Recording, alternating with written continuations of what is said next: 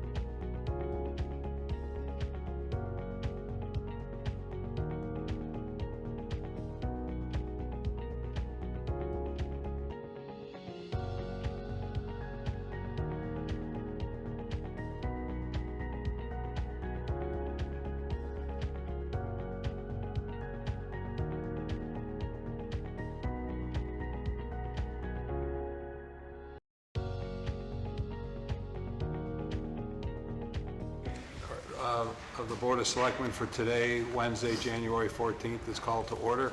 Mark, would you lead us in the pledge, please? I pledge allegiance to the flag of the United States of America and to the republic for which it stands, one nation, under God, indivisible, with liberty and justice for all. If anyone's here for the public hearing, there is a sign-up sheet and back. If you haven't signed it, we'd appreciate it if you took a minute to go back and sign it. That'll help our minute taker tremendously. Also want to make a comment. Our emergency management director called me this morning to make me aware that I had mistakenly indicated at our meeting last night that we were going to look into signing up for an alert system that the state of New Hampshire has. He informed me that we had done that last fall, or actually in the fall of 2024. The reason that people may not be aware of it is the state did not allow them to do a test alert. So we don't know why that's the case, but we are going to discuss having sign-up sheets at the deliberative session and also at the election for people to sign up so they can be on the list for weather alerts, other emergency alerts. If again, it's an opt-in type of situation. So to the emergency management director, I apologize, but at least we know we're on board. Do we have any meeting minutes? No? We have any consent agenda? No, I think everything was approved last night, but there were some documents in the red folder that didn't get signed last night. Okay. Next on our agenda is public input. Anybody have any comments or questions? Public hearing starts at 6. We're trying to fill time between now and then, so feel free. No? Okay. So the first item on our agenda, we have no appointments. So the first item on our agenda is a follow-up to the budget hearing that we held last night. Some of you, many of you were here for that. If you have any feedback, we'd enjoy hearing it. It essentially is a dry run for the deliberative session. Some of you were vocal last night. Please be vocal now. But I think you all can agree with me that Laurie did a fabulous job, and I think she put her heart and soul in that. It was all you guys. Except for that one slide. Yeah, that one blue slide. The department heads and the board right here. I mean, just so much time and dedication, and a lot goes into it that people don't see. So it's all them. Yeah. One change that we did as a board decide to make for the deliberative session will be that for the first time, Swanzey voters will have the opportunity to review zoning amendments that are proposed. We don't have the ability to make any changes to the zoning amendments, but we do have the ability to discuss them. Previously, we had not done that, but annually I attend a moderator's workshop for my work with the school, and it was interesting to me how many different towns do discuss the zoning amendments at their deliberatives. Again, no changes can be made, but they can be discussed. So that'll be a change that we make for our deliberative on February 3rd. Anything you want to discuss with regard to last night? I think so. I don't know if you want to discuss any changes that we could make to the PowerPoint, or we just can adjust that as we go through the next couple of weeks. Can you turn on the microphone? We believe they're on. There's some question as to whether we should be close to the microphone or back from the microphone. The microphone is, I'll speak louder because the microphone is only for the recording and the streaming. We are working on getting a sound system in here though, so they will become microphones and it will be able to be projected out. That the equipment just came in this week, so we're hoping to get that up shortly. So I think While we it have works time, does better. I'll everybody try wanna to move a turn little this way forward? so you can hear me a little bit better. Let's move everything a little forward. Maybe you said that last time. Time could you just speak more loudly so we can hear you? Thank you. And follow Jay's lead and just bring your chairs up a little closer. That will help. Yeah,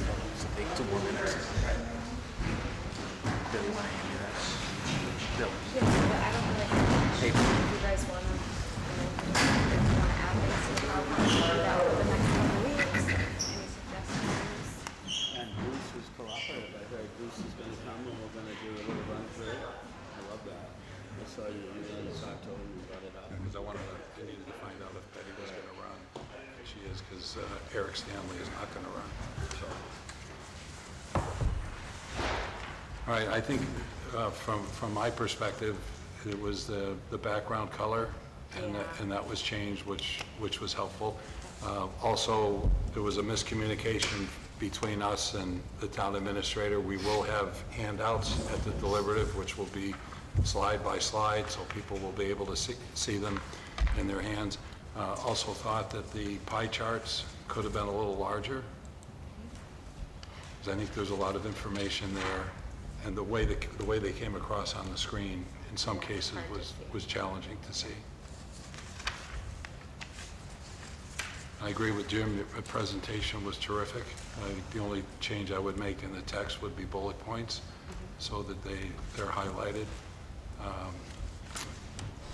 I did ask, or we talked about clarifying the numbers for the ambulance service, the increase in cost.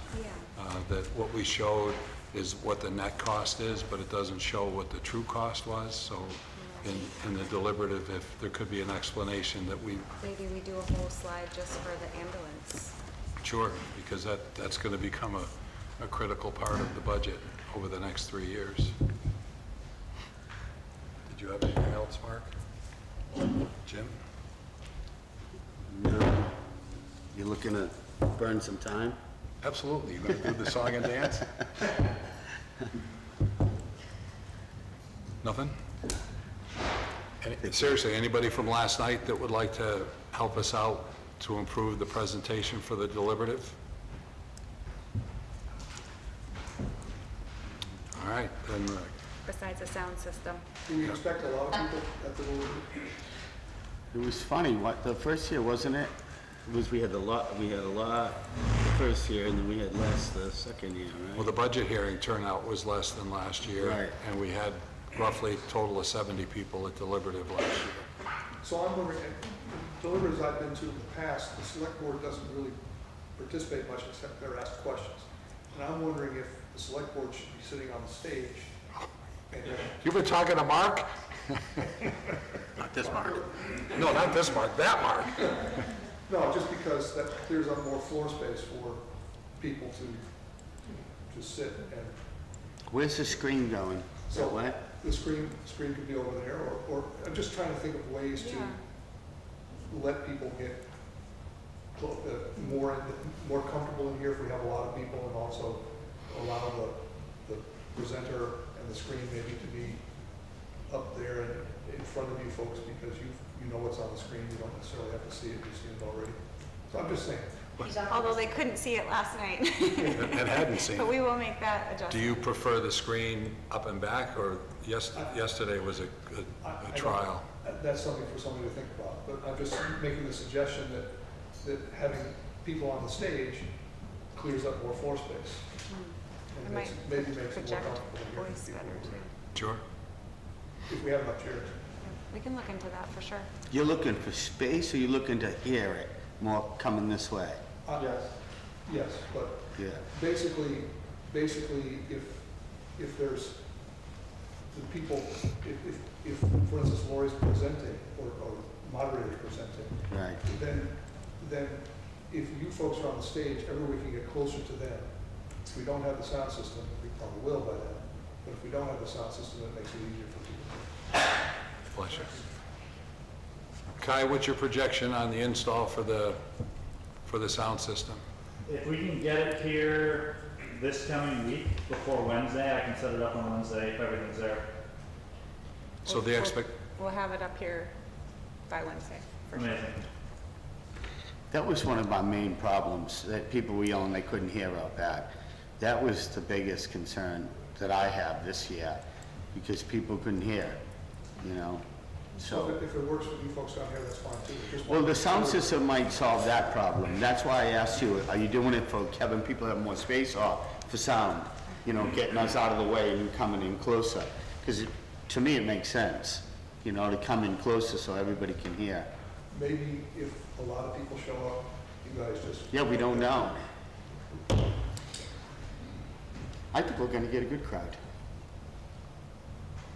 We have a lot of good stuff to talk about. Yeah, we hope for a good crowd. We always hope that. Did that help fill up the time? We're 2 minutes closer, Jay. You're almost there. Anybody else have any comments from last night? All right, then we'll recess the meeting until public hearing starts at 6 PM. We're going to recess, Kyle.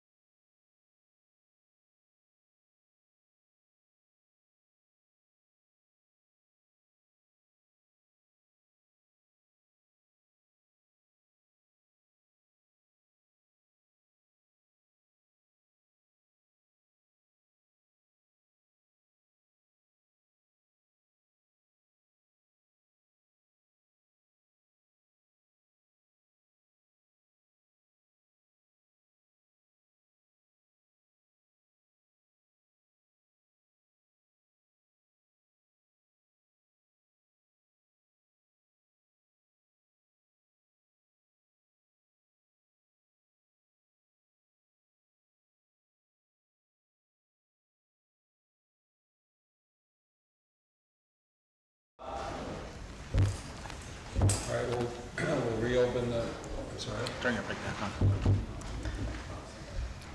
We'll reopen the selectmen's meeting and move on to the public hearing. I'm going to recuse myself and turn over the chair to Mr. Tempesta. Good evening, everybody. How you all doing? So a couple things, I want to make sure everybody that's here signed in, make sure you sign in. And then if you do come up to speak tonight, just let Sue know your full name for the minutes, okay?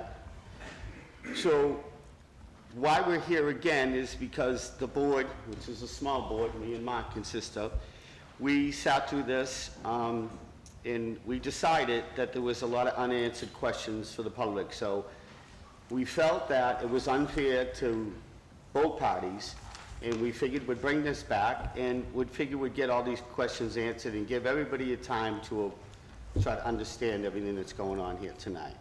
So Dawn is here tonight.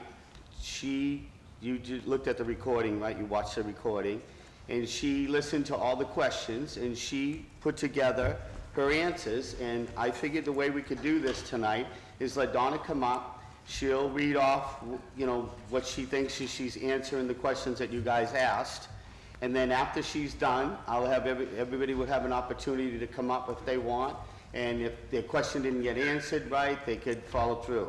But remember, you have to speak to me, and then I'll push the question over to Donna if she can answer it, okay? And we're gonna keep it very civil tonight. We're gonna stay on subject tonight, which is, it's about the block grant tonight. That's what we're on the subject for tonight. And I want everybody to understand that. That's what we're talking about tonight, the block grant. So if people are starting to repeat themselves or somebody gets up, I am gonna shut it down, okay? We're gonna talk and we're gonna get to that. And tonight, we're gonna try to leave here tonight with a decision, okay? Okay, Donna, nice to see you, and you can come up. Where do you want me, here? Because I know what they're talking about. It's very hard to hear you. Can I kind of face all of you at the same time, maybe over here or something? Do you want to sit on that side where the microphone Yeah, is? maybe Would that- that'd be good. And here's my hand up. I didn't know. Kai, what would you think, Kai? We'll put her over here? Maybe you could share a little bit. Where? Okay, come right over here on the other side of that table. We'll put the chair around there, Mike. And then Donna, you can stay right there, and then we'll have the people come up, if they ask a question, they'll ask it to me, and then I'll go to you, okay? Okay, I'm going to try to be loud. So my name's Donna Lane. I am a CDBG consultant. That's Community Development Block Grant Consultant. I've been doing it for over 40 years. I work for municipalities helping them get CDBGs, writing the applications and administering them. There's a lot of federal regulations because those are HUD funds that come down to the state, and then they're distributed on a competitive basis. And so the CDBG funds in New Hampshire, there are 5 entitlement cities that automatically get CDBG, the big cities, Nashua, Manchester, Rochester, Dover, and Portsmouth. They automatically get CDBG funds, and then the rest of the towns in the state compete for the funds. And you heard last time that in CDBG, you can get up to $500,000 a year in housing, $500,000 a year in public facilities, up to $500,000 a year in economic development. Some emergency funds up to $350,000 and $25,000 per planning study grant. So every year the town can apply for funds for different projects, but they have to primarily benefit low and moderate income people. Every project that has CDBG funds has to be benefiting at least 51% low and moderate income people.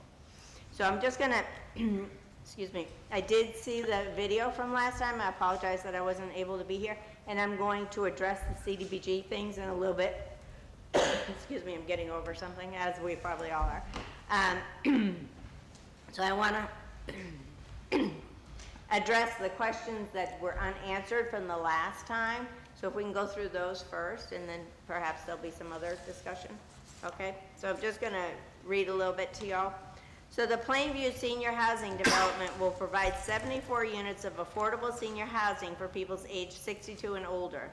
The Swanzey project addresses the critical housing shortage documented in recent market studies, which shows 0% vacancy rates for comparable senior housing with wait lists exceeding several years at a time. The state of New Hampshire has a $60,000 deficit in housing units already. You know, it's just getting worse every year. Every town has a problem with it.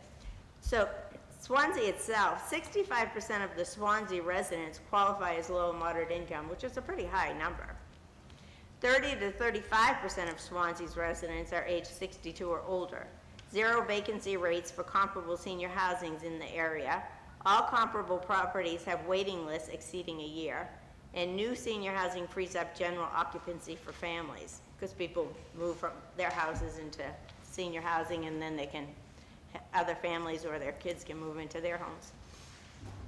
So the value to the town of this project would be the real estate taxes on the property, which are about $5,000 right now, they'll be $100,000 a year. And then they'll be adjusted a little bit higher as time goes on. Over 30 years, that's $3 million that will come into the town from this property. The CDBG is being proposed as a loan, and so that will be returned to the town after 30 years, but after 30 years, that's not going to be worth a whole lot of money. But there was a question on what could be done with those funds. So it will be, CDBG won't commit to anything right now because it's so far out in the future, 30 years. So it will be a CDBG eligible activity. And the fact that Swansea right now is 65% low and moderate income, you could do a lot of things with CDBG. A lot of towns don't exceed that 51%, so they can't do town-wide things. In fact, the last time I was in Swansea was for a contribution to the Keene wastewater treatment plant upgrade, because your low-moderate numbers were so high. So we got a $300,000 CDBG and gave it to Keene to offset the amount that you all had to give to Keene, because you had your whole town is benefit-wise low and moderate income.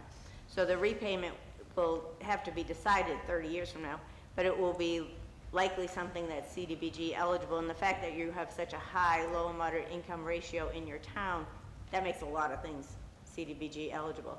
The one thing CDBG will not ever do is pay for government type buildings. Like they won't pay for a new fire station or town hall or police station. They will never pay for that stuff. They consider that the town's responsibility. So you can't get one of those today, and you couldn't get that in the future. Able to do a lot of things with CDBG because of your ratio. So again, we talked about the fact that 65% of you are, 65% of the town are low and moderate income, and 30 to 35% are 62 plus. The proposed senior housing is for seniors of low and moderate income, 62 and over. Swansea residents would possibly move into this new development when they age qualify and maintaining their own homes becomes too much. That might free up housing for younger families to find housing in Swansea, possibly allowing them to stay in town. Like if your kids can't afford to live in town because there's nothing available. And there were some, I just want to address the rents for this. So the rents are set annually by HUD, Housing and Human Development, to ensure affordability. So the one-bedroom units, so these are the prices that would be today if the place opened today, right? So they'll be adjusted. They'll be a little bit higher when the time comes, but these are the numbers we have today is what we can work with. So one bedroom, like a market rent for this area for one bedroom would be almost $1,500 to $2,000 right now. The rents for this project would be $1,102 for a one bedroom, and those include utilities. A two-bedroom right now in the area is going from $1,600 to $3,000, and the rents for this property, this type of property, affordable senior housing here, would be $1,318. So they're considerably lower than market rents. So there was, just so you know, the income, so these, you have to be income qualified, and we have a 60% of average of adjusted median income on this project. So based on that, right now, again, these numbers are today, the numbers get adjusted annually. Right now, to qualify to move into this housing, one-person household income would be $46,440. And then a two-person household, the max could be $53,040. Now, I just want to point out that, just so you know, I mean, these are not free rents. It's still, you're still paying over $1,000 a month for rent. So, so this is a not This is not a subsidized property, meaning the rents are set regardless of the household income. We do not set aside a number of units for voucher holders. Instead, they are required by NIFA, New Hampshire Housing Finance Authority, to allow voucher holders to apply, and if they are qualified as determined by a third-party compliance company to move in. Section 8 rents are higher than the rent set for non-voucher holders and result in additional tax money for the town. The developer doesn't pick who moves in. There's a third party that does all that. They have a strict no smoking and no drug policy on the site. If there's a tenant smoking or using illegal drugs, they begin eviction. Tax revenue, the project will be paying roughly $100,000 in town tax revenue annually for the project once it's constructed. Right now, it's paying $5,000 for that property. So that's a $95,000 increase into your budget, into your income. And that tax rate is set by the town assessor, and it increases as time goes on. Then there were a couple of questions I saw that were on the community development plan, the housing and community development plan. So and you have to have a housing and community development plan to apply for CDBG funds. It's just some nice goals that communities have. Almost every towns are quite similar to their housing and community development plan. The proposed housing and community development plan for Swanzey is the same as the one that Swanzey adopted in 2011 and in 2012. It's the same. I don't have access to 2003 and 2007 because it wasn't all computerized then, and I don't have the paperwork from before that, but those were the ones from those years. So probably the exact same one. The plan says that the goals came from your 2000, says 23, but I think it's 2003 master plan. 2022. No, it was before that. Oh, no, 2003, you're right. The 2003 master plan, so that's an error on this paper. The only change to the housing and community development plan since the 2011 and 2012 is CDBG came out with a template which states now the national goals and the state goals. And then they also now outline what is required for public participation, which means public hearings. They were always required to have public hearings. Now it's in writing in the plan that says you have to have a public hearing before an application is made, and you have to have a public hearing during a project to keep the public informed and stuff. And so the other thing there were 3 public hearings. One was on the project, and one was on the housing and community development plan, talking about readopting the same plan that you had before with the template things in it. And then the last thing is the residential anti-displacement plan, and that is project specific, but again, every time you get CDBG, you have to adopt that. So the last times that you adopted that were in 2011 for that. In 2011, there was a study. It was a planning study to look at the infrastructure of the Viewpoint Cooperative. The study was done at that time. It was $12,000 CDBG. And then in 2012 was your wastewater treatment plant project, which was a contribution on behalf of Swanzey to Keene's plant improvements, that $300,000. So that's the anti-displacement relocation. It's just a form that is filled out, and it applies to each project, but it's the same form that's been adopted by the same town every time they ask for CDBG. Community-based development organization, there was a question on that. And this developer and their related partnership received the community-based development organization certification from CDBG, CDFA previously. So they can do new housing. CDBG has to look at each development, but in general, if you have the designation previously, you kind of maintain it and you get it for other developments. So they have the CBDO. And there was a question on non-profit versus for-profit development in CDBG. So CDBG focuses on the beneficiary, not if the developer is for-profit or not for-profit. It's the end person, the beneficiaries, the seniors who are moving in.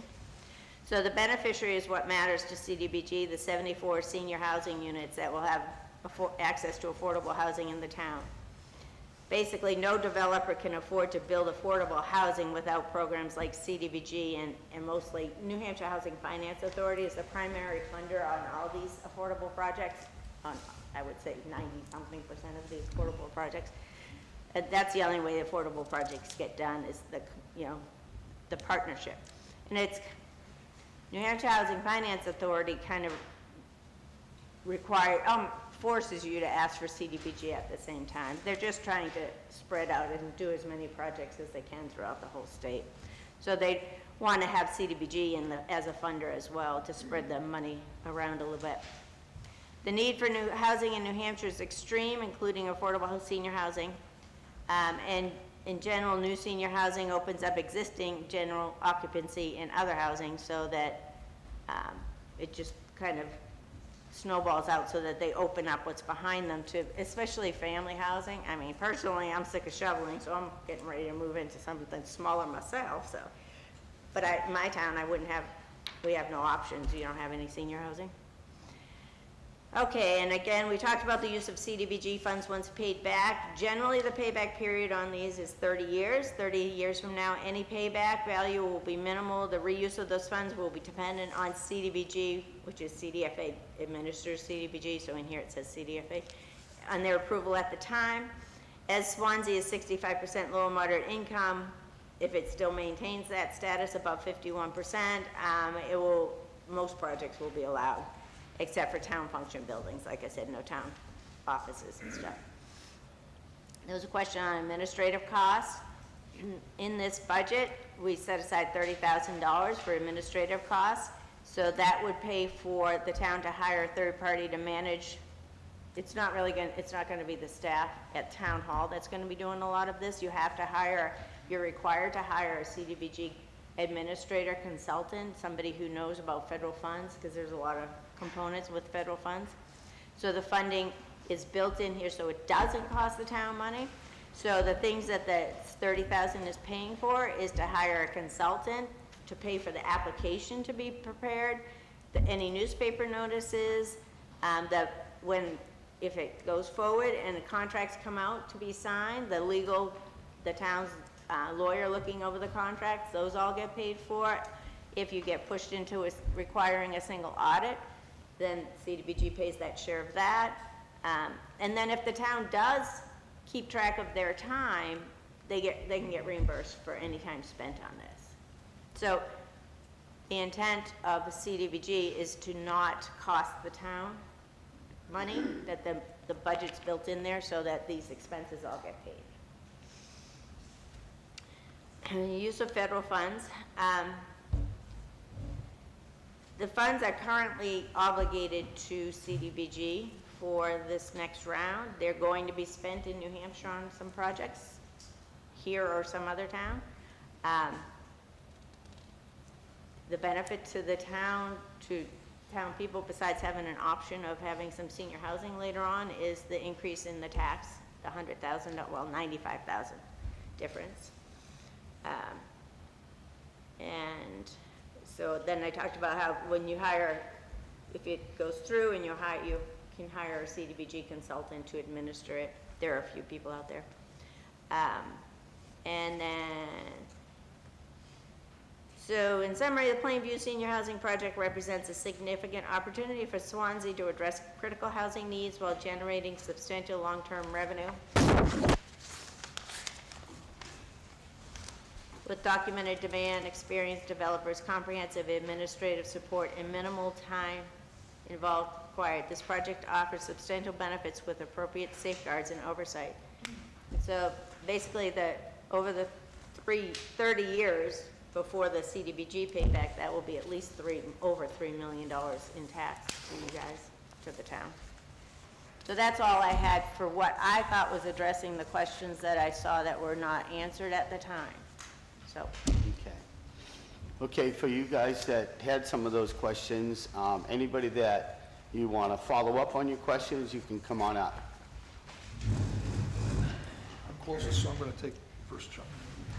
Thank you for Your name. the presentation. It Jay, was very state your helpful. name. My name is Jay Ward. I live in Swanzey, North Swanzey, Houghton Point. Thanks.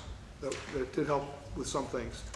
But most of what your presentation wasn't on topic. It was about the development. The development's a given. It's going to happen. This Plainview project is going to happen. This is supposed to be about the grant, the loan. So I think some folks are some folks think that the town of Swansea isn't receptive to affordable housing for seniors. It's not that at all. That's not the question tonight. The affordable housing project sounds wonderful in terms of the increased taxes and all that stuff. That's gonna happen. The question is whether the town participates in it by applying for this grant and so on. It seems to me that that's what it is. So my questions are, basically, when I look at the HUD website, I see different things from what you said. It said that the loans are often repaid with yearly installments over 20 years roughly, not at the end of 30 years. I see that the HUD funds cannot be used for other things besides acquisition and site work, et cetera, by for-profit companies. Now, one of my questions is, the certification that the Avondale Construction Company has gotten, does that mean that even though they're a for-profit company, it's okay that bypasses that restriction that I read about on the website? My question for them is. Can you answer that? Yes. So some of these things are HUD things, and then the state gets to do some different things than from what HUD says. So the fact, again, the CDBG for New Hampshire, the fact that you're for-profit or not-profit is not the important part to our CDBG. It's the beneficiaries at the end. So if both for-profit and not-profit can get the CBDO designation, and they do, to do this kind of stuff. So I would say throughout the state, and I deal with probably 80% of the CDBGs in the state and have for quite a few years, I'd say it's about 50-50, but actually probably a little higher for-profits are doing than the nonprofits. It is allowed in the state of New Hampshire. So the state rules are different, and thank you for that. That's what I need to know. Now, I want to go through what I thought I heard last time to make sure it was correct. As I understand it, the town would grant the loan not to Avondale Construction, but some other company which would then purchase the property from Avondale Construction, because Avondale Construction already owns this property. Try to direct your question to me. I'm looking at her, but I'm That's okay. speaking to you, Jim. It's easy to understand Right. that. So, I'm trying to be courteous too, I'm sorry. So basically, I want to know if that's correct, that there's another company that's involved in the construction that is specifically for this project. Is that true? So they own the property and they're the main developers, but New Hampshire Housing requires a limited partnership for these projects. And so it depends on how the paperwork comes out, but it would be either them or the limited partnership that would be the group that's getting these funds. So It usually says the developer or a related entity to be named is usually how the wording comes out from the Attorney General's office. So is this company the sole entity responsible for the construction of the Plainview project, the limited partnership, I guess is what we're talking about? Is this the sole entity responsible for the construction of the Plainview project? Donna? I'm not exactly sure I got that. I mean, if the grant is being given to the limited partnership, is the limited partnership the company which manages the entire project? Well, it goes out to bid. Is that what you mean? Yeah, the grant would be given to the town, and the partnership, it would be a sub-recipient, I believe, with the developer. Or the limited partnership. So yeah. And the then, limited partnership gets the money, right? And then that money is used to purchase it from Avondale Construction. Once that money is used to purchase the property, what is that money used for? HUD funds have got definite things they can be used for. And I'm just, I guess I'm wrong if the for-profit company can use it for construction purposes in general, then maybe that's a moot point. But my question was, originally when I thought about this, is if a for-profit company can only use this for things like acquisition, then once they acquire it from themselves, they then have freedom to use that money any way they've done well please. And it just bothered me that this was a little bit of a shell game to Do purchase. you want to add to that, Laurie, or do you want me to go to Tom? I don't have anything to add. Okay. It can be used for acquisition or construction. Personally, I prefer it to go into acquisition myself because as a person who works for many municipalities, it's a quick, easy, one check kind of thing. It's just much easier and quicker. When it's into construction, then there's all the construction bills we have to go through and all that kind of stuff, and it's just a little bit more effort on everybody's part. And so the primary fund is already in the construction. They're already going through all these construction bills all the time. So we don't all have to be doing the same thing at the same time. So it can be, but the answer to your question, I think, is that it can be used for acquisition and it can be used for construction. So my main issue was based on my understanding that the HUD funds could only be used by nonprofit companies in limited ways. And I stand corrected, I suppose, that that's not true anymore.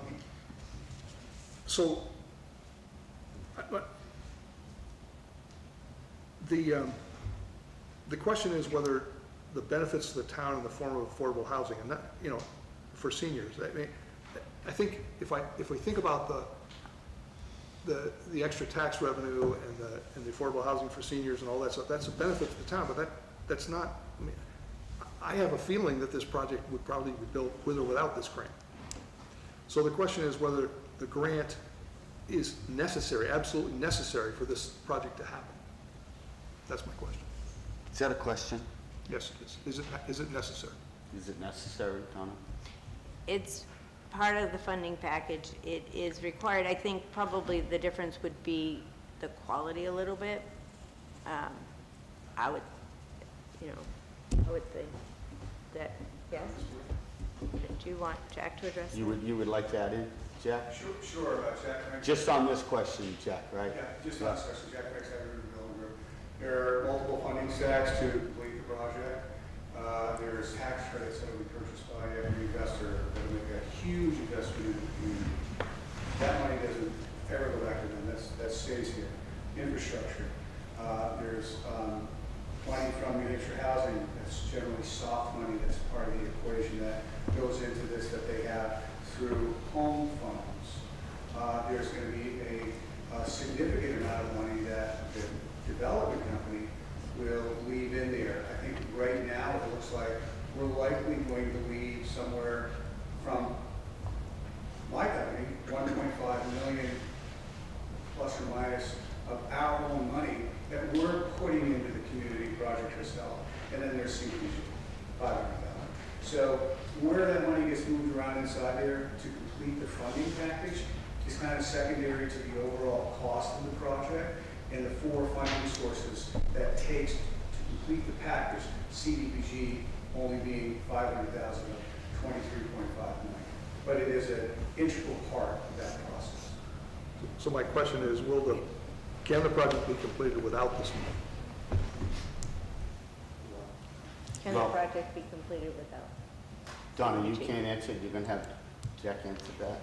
Well, I believe I answered, Jack. but Jack could. Yeah, Did you understand the question? I do, yeah, and at this time, CDBG is part of that funding stack, and it's going to be very difficult to build the project without the additional $500,000 in a grant that, you know, we've received in multiple towns around New Hampshire in the past. Okay. Just, I think one more, I think.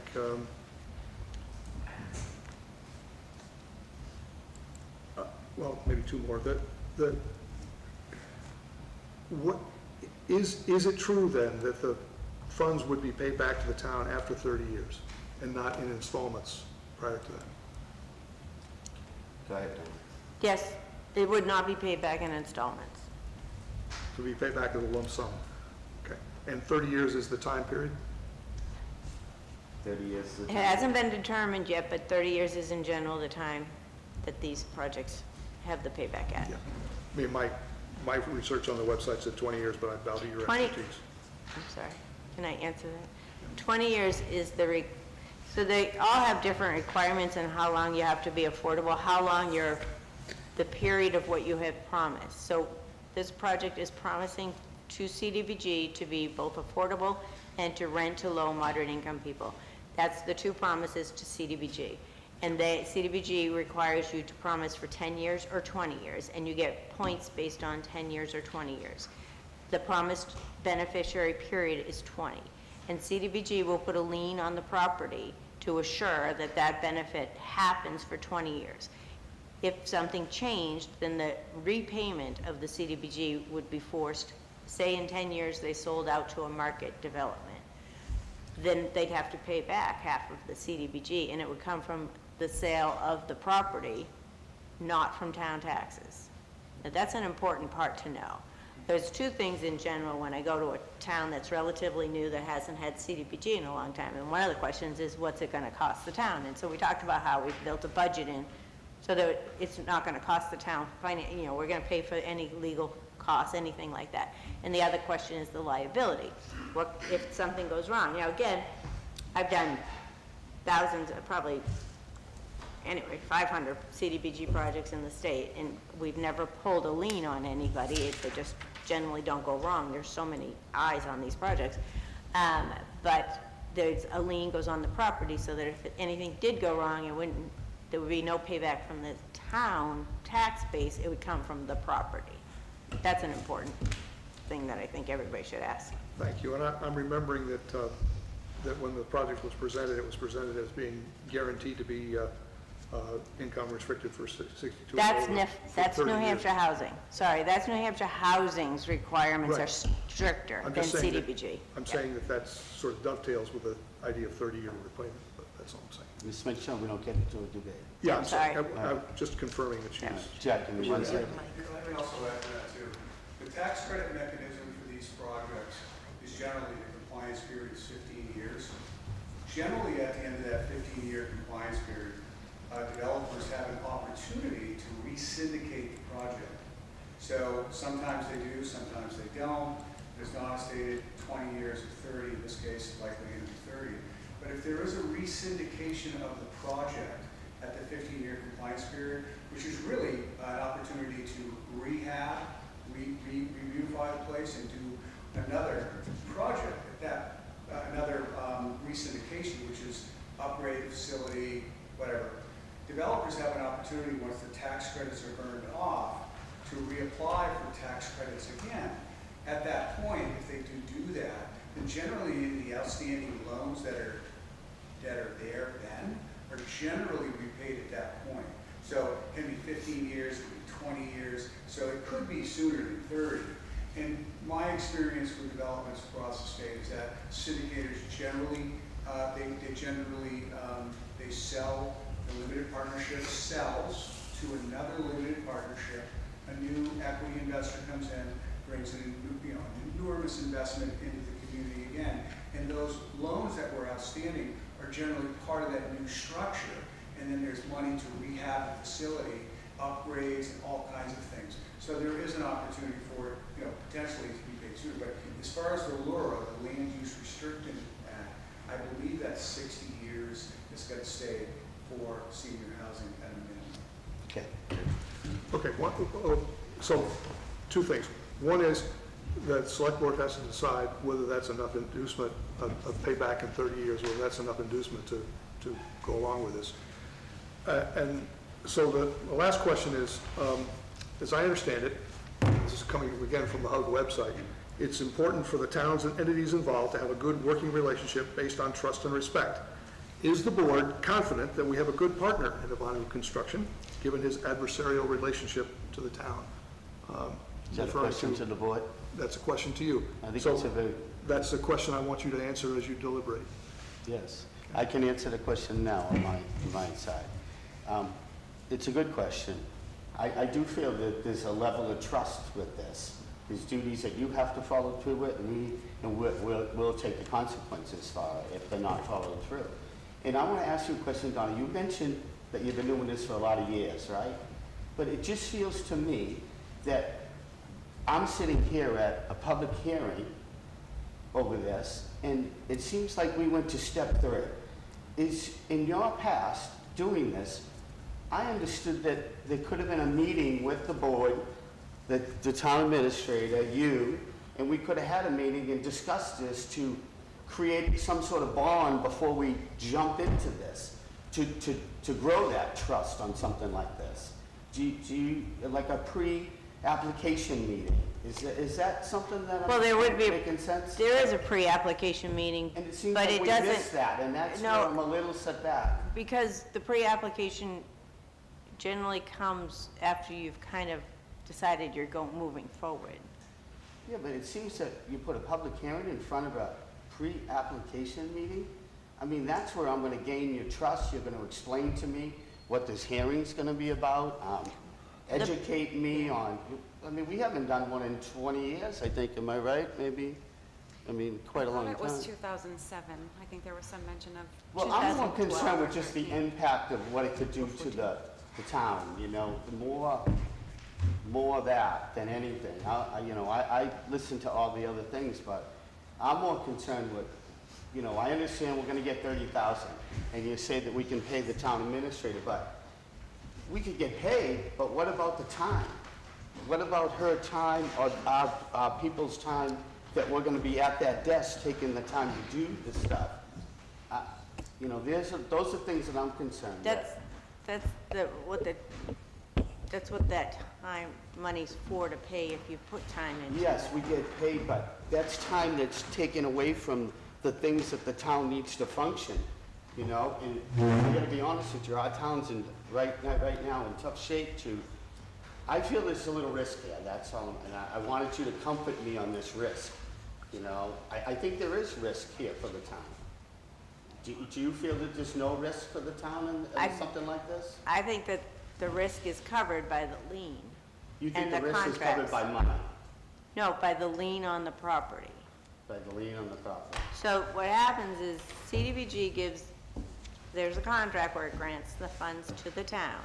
And within that is an attachment that says exactly what a subrecipient agreement says. The subrecipient agreement would be between the town and the development. And basically it says you're responsible to adhere to all the CDBG rules and regulations as well. And then for the security of everything, a lien is placed on the property, which can be by the town. The lien is placed on the property. And we have all the wording and all that from CDBG. And if anything doesn't go according to the schedule, that lien covers that risk. That's your security on the risk to the town. Okay. Matt, did you want to add to me? All right, state your name. Victoria Ames. Go So, ahead, Victoria. hi, thank you, Jimmy. So, Jay covered the first thing that struck me, which I know that you would prefer that we speak to the grant rather than the project Yeah, itself. this And- is a public hearing. You can Yeah. speak on, you know, other things, but I don't want to get repetitive. I don't want Sure. somebody to come up and talk about the same thing. We really got to try tonight to stay, our goal is this going to impact the town, and is it beneficial to the town to accept this grant? Yes. You know, and Yes. that's why, that's how I'm going to make my decision tonight, and I think my colleague Mark is going to make that decision tonight. Yeah. So the information I'm listening from you guys is I want to hear, you know, what you feel about the impact on the town and the concerns, you know? Relative to It seems the like grant. Jay was right, we got a little sidetracked with about the building, non-smoking and that. I think that, I was, you know, but we got to stay on what we're here for tonight. Okay, yes. Yeah. I agree. So, the project is approved, we know the project is approved. Correct. My questions are not in any good sequence, so I apologize for that. But one of the first things that comes to mind is understanding that Avenue has already purchased the land from Thomas for some amount of money, and now is going to be selling it to an LLC or some other entity. What's the difference between what Avenue paid Thomas for? In other words, is Avenue going to be making money on this sale to the LLC? I don't know, you know, I I think that's something to know. You want to get that answered before you go further, or do you want to? No, I Okay. don't want to take the time. Okay. And I'm wondering about some of the numbers that are here. I understand that the source is the census data, but I don't know what comparable senior housing projects are that are used for the zero vacancy rate. And likewise, when we refer down to one-bedroom units are similar to market rents at $1,446 to $2,198, I don't know if that is for comparable senior housing. I don't know if we're comparing apples to apples there. And I think that's something, if we're going to be basing, if we're defining the value to the town based on affordability of senior housing, then I think we should have apples to apples comparison.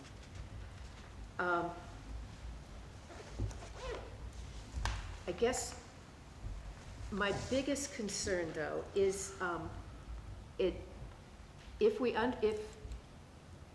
I guess really it boils down to timing, because my understanding is that the deadline for this application is the end of the month, which is a very short timetable. And we've been working with this developer for many years, and I'm wondering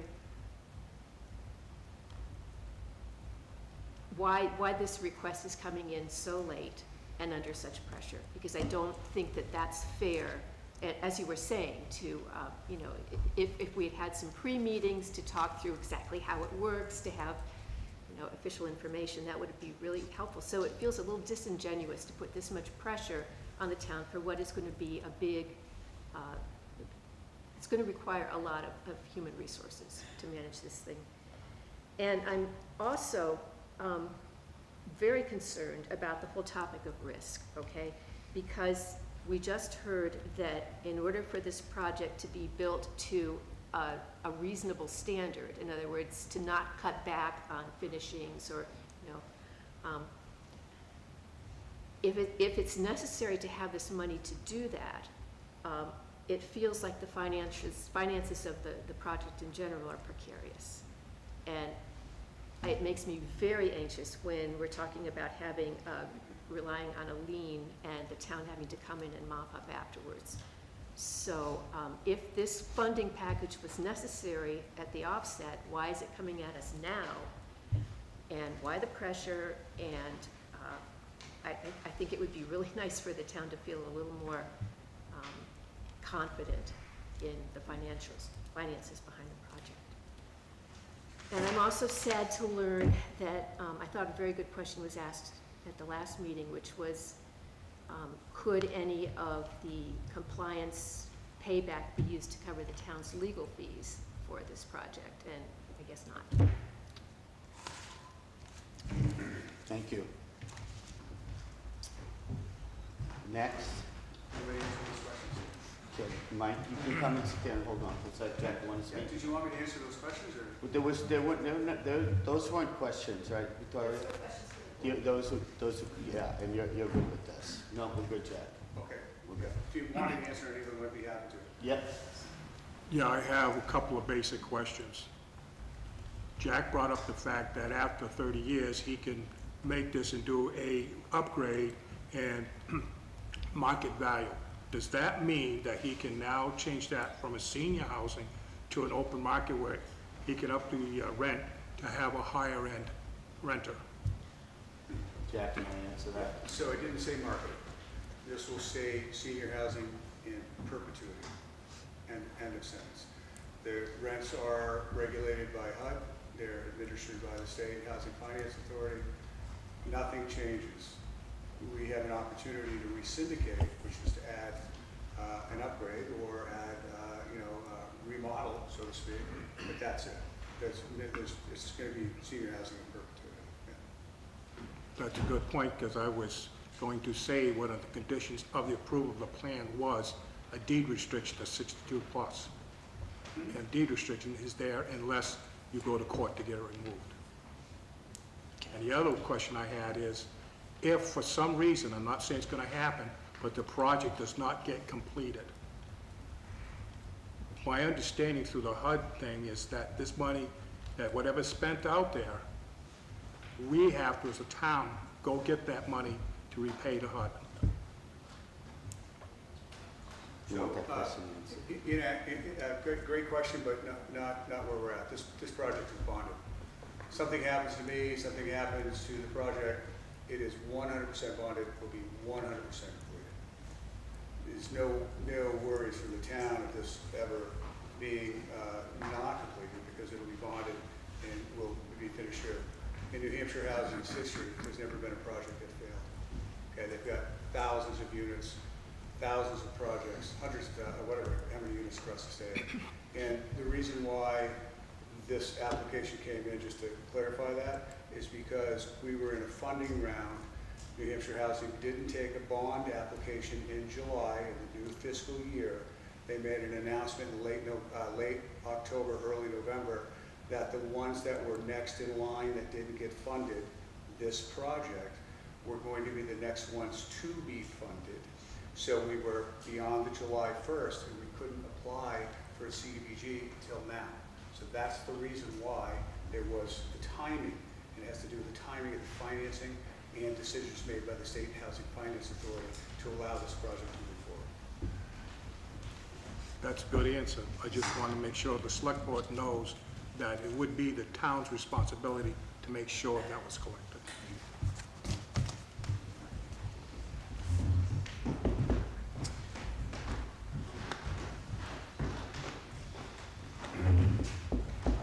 Vicky Scalera. Hi.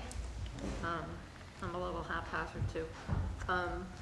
So my first question is, we talked about, and I do not belittle the need for affordable housing. What I'm having a little trouble understanding is, what are the other market units that have no vacancies? And I know that there are for-market new apartments going up, which I guess the rent is about $300 higher, but they have plenty of vacancies there. So I just want to make sure that our market studies are correct, that these units are going to be filled in a timely manner, and there is the market for it. I'm also having a little trouble understanding. So the taxes now are $5,000, but they'll be $100,000. But aren't there tax credits, and wouldn't, in fact, the tax rate be higher if there were a different project here? Aren't we losing tax dollars? You're asking me, Yes, and you yes, want an I'm answer to sorry. that? Yes. Can you answer that, Donna? Well, I suppose if something else came in, I mean, this is, Well, I guess my Those question is, projects. isn't there a tax? Aren't the taxes reduced on this project because it's low income? Isn't there some tax subsidy that's happening? the taxes are set by, Yeah. who sets them? Yeah, the taxes are commensurate with the rents that are paid. So if you've got something for sale at 80%, then you're getting taxed on 80 cents on the dollar opposed to full market rates. So it's based on what the actual rents are, which are designated by HUD, managed by the state. So there's a formula that's used. I don't know what the difference is net, but it's based on what the rents are, and those savings from these deals, the $300 to $400, we don't get a check from, the project doesn't get a check from the federal government. The tenant gets that savings direct. So if you're looking at a one-person household or a two-person household for a one-bedroom or two-bedroom, if it's $300 a year, that tenant saves $3,600 in rent in a year. It's direct savings to the tenant, not us. We don't get another check somewhere. It's just that's all we get for rent. And for the two bedrooms, it's as much as $1,000. I mean, locally, $2,500 for a two-bedroom versus $1,300 or $1,400 could be. Even if it's $500, that's a $6,000 savings to those tenants directly. We don't get any subsidy. We don't get any extra money. It's the tax credits that are purchased. that come in from equity investors that make these investments in communities, the mortgage rate is lower because it's not this $23 million mortgage. It's half of that money comes in as a tax credit. So it lowers the burden on the property so that those direct savings can then be given to the tenants, and the tenants are the beneficiaries of that process, if that makes sense. It's a lower mortgage. But, So the taxes are commensurate with the rents that are paid, and there's a formula we have to fill out every year through the state of New Hampshire, verified by HUD. It's called a PA 67, and we go through this process with communities. We do it for all the projects that we have, and those rents are rigid, and the taxes that are paid are very rigid. There's no real merit. It's all measured and regulated by the state. So I understand that the developer is not getting a tax credit, but if the taxes are lower and regulated by the state rather than by the town, then I think in fact the town is getting less tax money. But that's just my interpretation. I just have two more questions. So you say a $30,000, wait, are you an example, is she an example of the person that the town would be consulting with? Is it somebody at her level? Like, is that what the town gets for their consulting? You mean where the $30,000 would go? Yes. The person that we would hire? Yes, it would be somebody like her. The person Yes, that's gonna... That's correct. Okay. And so I guess my question is, I think she mentioned something about an audit, and my experience, but my only experiences with banks, is that an audit would cost more than $30,000. So my question is, does this $30,000 typically cover, I mean, I get it's $30,000, but is it typically enough? And how do you make that determination? I don't know. You really can't make that determination, but you do have to factor in that we would have to have a single audit, and it would take time from the finance department. But according to that, we could log that time and get reimbursed for it. And my last question is, so I understand the money doesn't get paid back for possibly 30 years, possibly 20 years, but I think maybe I also heard that maybe it doesn't get paid back at all. It gets invested in some CDBG project. So if there's no project that we want to invest in, do you never get the money? Like, it sounds like the money is not an incentive. That's all. Is that a question? Do you want me? It's just, I don't. Yeah, okay. I'm not, I mean, I guess she could answer, do you ever get the money, or do you Is that money ever- guaranteed? I think what she's saying. It's a loan, so, you know, you're gonna have a loan document that says, okay, they're gonna pay it back in 30 years. What you can spend it on is it has to be CDBG eligible, what you can spend it on. And in your town, pretty much what you can't spend it on would be a town hall or a police station or a fire station. You could spend it on sprucing up your senior center. I don't know if you have one. You could spend it on like something at a daycare. You could spend it on sidewalks. You could spend it on water lines. You could spend it on, as long as your town's still staying primarily low mod. And if it isn't, then you could spend it on a road that is primarily low and moderate income. There's a lot of different choices that it could go into, but they have to decide at that time. But CDBG eligible projects in a town that's primarily low and moderate income are there's a lot, except for those town government-y buildings. So you don't get the money, you get the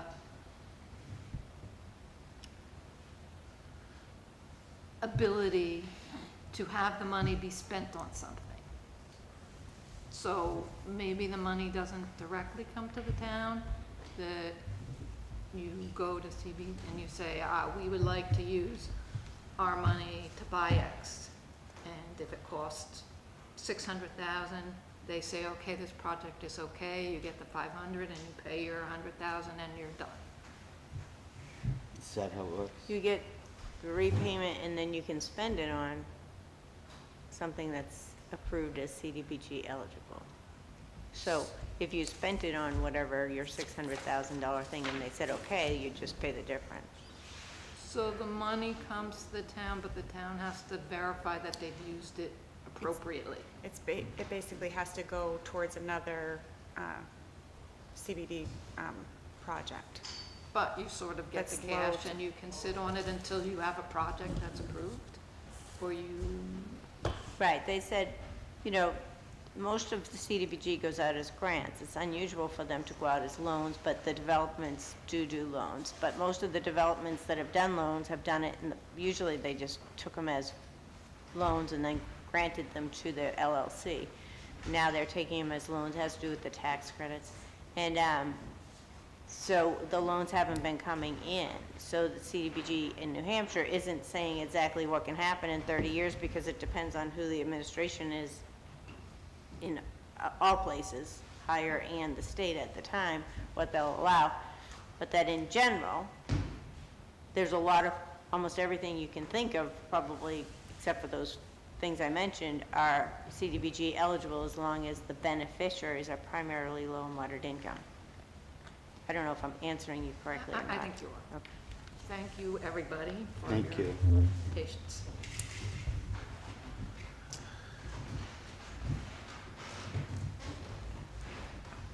Mark Scalera. Time out. Since a lot of my questions have been answered, I won't ask them, but I do have one. This project is, needs to show substantial progress. Excuse me? Yes, so this project needs to show substantial progress, I believe, by May 10th of this year. It's already, they're already on their one-year extension. By approving this bond, and substantial progress, my understanding is not demolition, not site work, actual construction. My question would be, the acceptance of this bond, does that change that in any way? Meaning, now we have federal money involved here, and the rules of the town go to the wayside, and no, you know, substantial progress is no longer required by May 10th. I think that's a very important question. There's certainly been a lot of resistance overall to this project, so. You still have to adhere to what your planning board requirement is. Whether it's substantial, I don't know what the term is that your planning board is using, or what the definition is. I think that is a point between the planning board, but because they're federal funds, they can't overrule what your planning board decides. They're just federal funds. Let me They see if- apply by you. Let me see if Adam can add to this. Could you add to this at all? Yes, so actually Jack and I, we had a meeting a couple months ago because he had the very same question. What does substantial progress mean exactly for the town of Swanzey? Essentially, the code enforcement officer will look at each property on a case-by-case basis and determine whether or not that project has met substantial progress.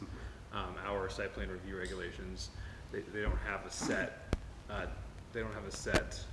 guideline for how to meet that. But when Mr. Franks feels like he's made progress, he will then request a meeting with code and myself, and then Chris will then go out there and inspect the property and see if it has reached that threshold. Right, and the question was really, does bond change, you know, what our regulations within our town, so. Thank you. Can I ask a follow-up question, which is that Yeah, can you, if you're gonna talk, you have to come up and state your name. I'm sorry I made you get up. I'm but- sorry.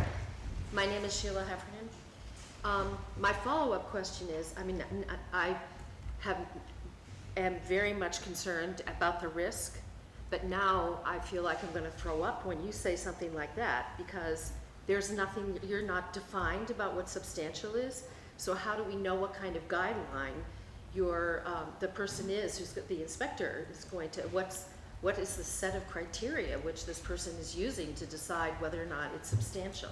It's typically when construction starts, when the foundation goes in, substantial site work, funding work typically doesn't count, but it is typically construction. So what has to happen in terms of construction? 5 pounds of cement has been poured? 70,000 pounds of cement has been poured? I think that's what I'm asking. Jack, do you want to jump in Sure. and summarize that conversation that we had? Sure. So currently Swansea doesn't have a vesting schedule. So by us being there on site and starting the project, that would be considered vested. So our plans are to start on April 15th when the thaw comes out, and we're going to be in for a building permit. We've met with Adam, with the code enforcement officer. We're going to be getting building permits to start foundation. There's an enormous amount of work that has to happen on the second half of the project, which is going to be the parking lot area, drainage basins. So that work's going to start while we're working through the finance portion of this with the State Housing Finance Authority. So we're really going to be starting and making those investments to get the project started, vested, and then we will finalize any of that funding that needs to be finalized along with the CDBG, which actually I don't think is going to be available until July, August. Yeah. So we'll be working there and pulling that all together to get invested and to work with the town on that first phase. Thank you, Jack. And ma'am, I do understand your frustrations with the town's lack of vesting schedule. It is something we are working to remedy with the planning board. And I guess as somebody who has recently had to do a rebuild of a house, certainly the funding had to be set and done before any of the construction could start to happen. So I'm feeling frustrated and concerned about the fact that there's a different set of criteria that's happening if you are, a big... Yes, I share your frustrations. I think part of the problem right now is that Swanzey works on a 1-year approval period for site plans with the possibility of an extension. That doesn't give developers a whole lot of time to get their funding and building started. So some of the goals we have for 2026 and onward is either extending that approval timeline or adjusting our vesting schedule to give both sides of the table a bit of flexibility on how we review these. Because right now we're looking at developments on a case-by-case basis, and if they've made enough progress, the code enforcement officer will make that call. And I understand that it's frustrating, but we are working to remedy that. I hope it will enter into your thoughts as you're as trying to understand the risk involved, because to me, it seems to make it larger. It's already in there, I promise you. Well, I'm looking at the select board people who are going to be making a decision about whether we should follow through. It's just why I said that. Also, while I have this chair, I want to reiterate what Victoria has said and somebody else. The figures that are being used to justify this are not accurate to our town. There is not a 0% vacancy. I mean, I have a real issue with those figures that are being used to justify the whole situation. Thank you. Jack, did you want to say something? So we've had this project market study 6 times, and I can tell you, standing here in front of me today, there's a 7-year waiting list for senior housing in Cheshire County. There are 60,000 units across this state that are needed. That's $20 billion worth of housing. I'm in this business. You can run these numbers yourself. You can call the New Hampshire Housing Finance Authority if you like. It is a 7-year waiting list in Cheshire County for senior housing as we speak tonight. And I've been through this for the last 7 years, and I'd be more than happy to send the board the most recent market study that we've had. The demand is overwhelming. So these units, we're taking at our Swanzey project over by Gamarlos, we're taking at least a dozen, maybe 15 calls a week about this particular project from people in the community. And as Donna stated, 65% of the folks are AMI or below. They qualify. 35%, that's 2,500 people in Swanzey that are over the age of 62. they will all most likely qualify. With our 74 units is literally a drop in a bucket from an affordable housing standpoint, but we have a crisis here in the state of New Hampshire for senior housing. And so here to try to build a facility that will help the community, help those here that are having a hard time making ends meet, can be complete with libraries, a bar, a community room, a place for them to get their hair done, to get nurses, visiting nurses to come in to see them. This is an active adult community, but it's going to serve the community well because there's so many folks here in this community that are looking for an opportunity to get into a house that they can actually afford. Thank you. My name is Jeffrey Lappin. I just had my question answered. Oh, yeah, his question answered. He's had his question answered. We got John coming up. I want to say again, Yeah. Go ahead. I don't think anybody disputes the fact that this is affordable housing, that would be a benefit to the seniors in this area. And I think Swanzey's done a big part of This is not a that. grant. Yeah. And I think Swanzey's done their share of it too, and, you know, and I don't think we're gonna solve the problem in the state of New Hampshire, Swansea, but I agree. If this project happens, it will help. But Yeah, that doesn't I mean agree. That's the grant that we're talking about. John? So my name's John Trainer. My question is, John, can you address me? oh, to you? Okay. My question is, right now there's a need for senior housing because of the baby boom generation. There was a lot of babies being born from, 55 to whenever, 65, after World War II generation. That generation in the next 15 years will be dying off, and there won't be as much need for senior housing during that, after 15 years. So my question is, what are you going to do with all these projects in 15 years? Well, that'd be more of a question to Jack, right? Yeah, I mean, if you look at the demographics, we're an aging state. We're actually the second oldest state in the country.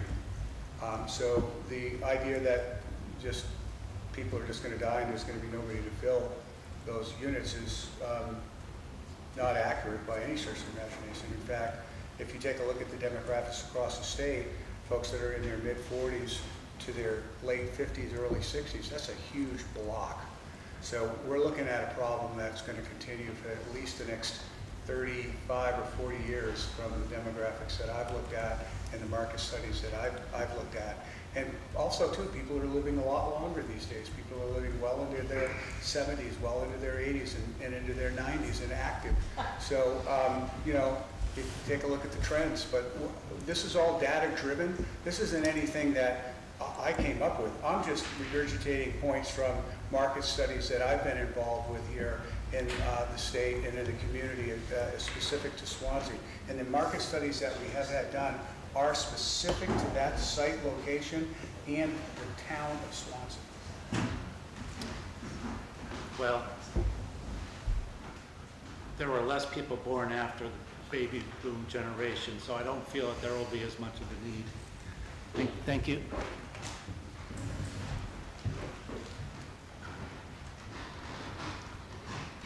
Anybody else out there would like to speak on this?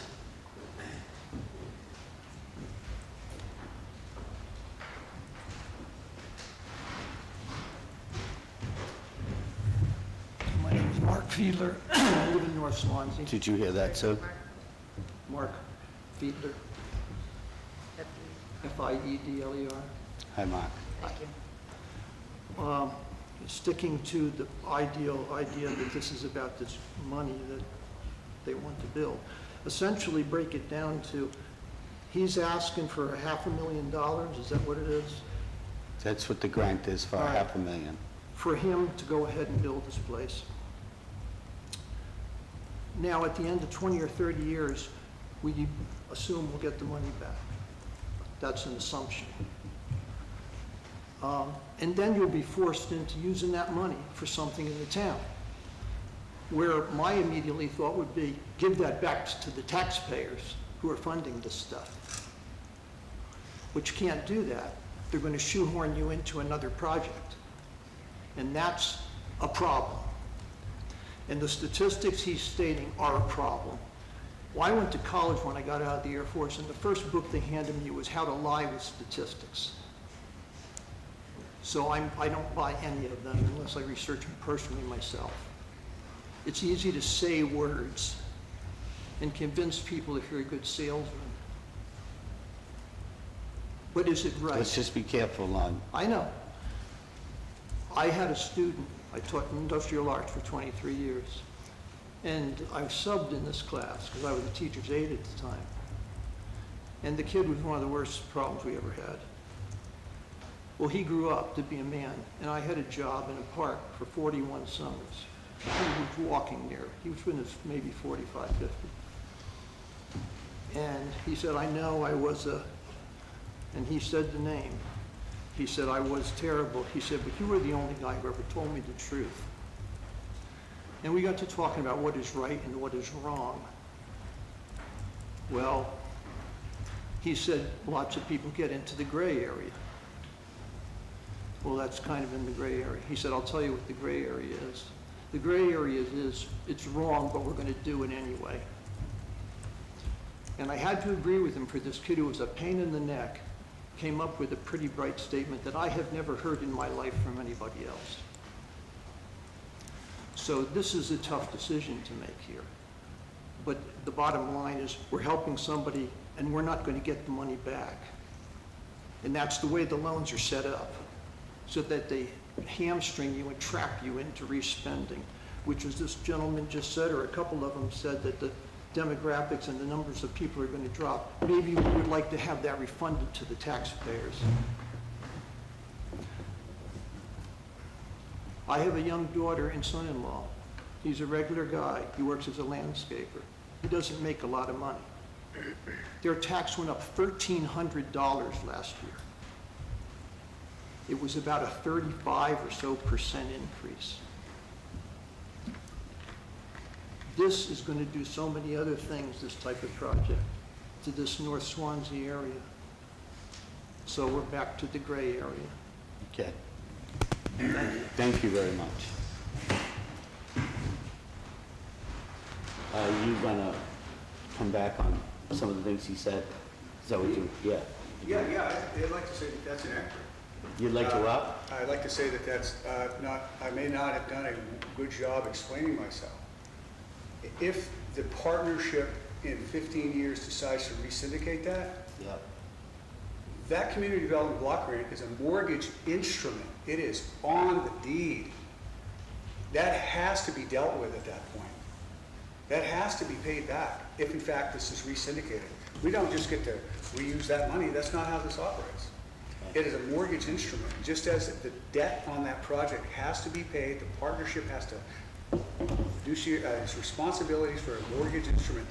Anything that's on that for debt, we can't sell it. It's like selling a vehicle or selling a home, but you're going to leave a second mortgage on it. That's not the way it works. So that's going to be paid back whenever that's done. If it stays and it's not re-syndicated in 15 years or 20 years, then it goes to 30 years. And at that point, there's a forced process that has to be paid back to the town. So that's the way these things work. This is all above board. It's all on the record, and it's all dated. It's all on record at Cheshire County Registry of Deeds. So there's no monkey business. This is all pretty straight and narrow. And you wouldn't have to do a project, you could give it back. If you didn't want to do something, you could give it back to CDBG. Okay. Is that it for the public? Just one last question, really food for thought. If the town was to get this grant, could that money be better used for something else in the town? As opposed to related to this project? Something to think about. Can I address that? Can I address that? Speak up now. The town can apply, so July is the last time for that funding year. And then now, if the town comes up with a different project, because it's kind of tight now, you couldn't have a public hearing We'd have to wait till noticed. 27, So, right? but no, we have to wait till July. So we could The town could apply for another $500,000 for a housing project, another $500,000 for a public facility project. So it's only till next, because the next year is July for them. If you can come up with projects, especially where you're 65% low mon, it's a good place to be in for grants, you know? State your name. Kyle Croto. Just got two questions. Kyle.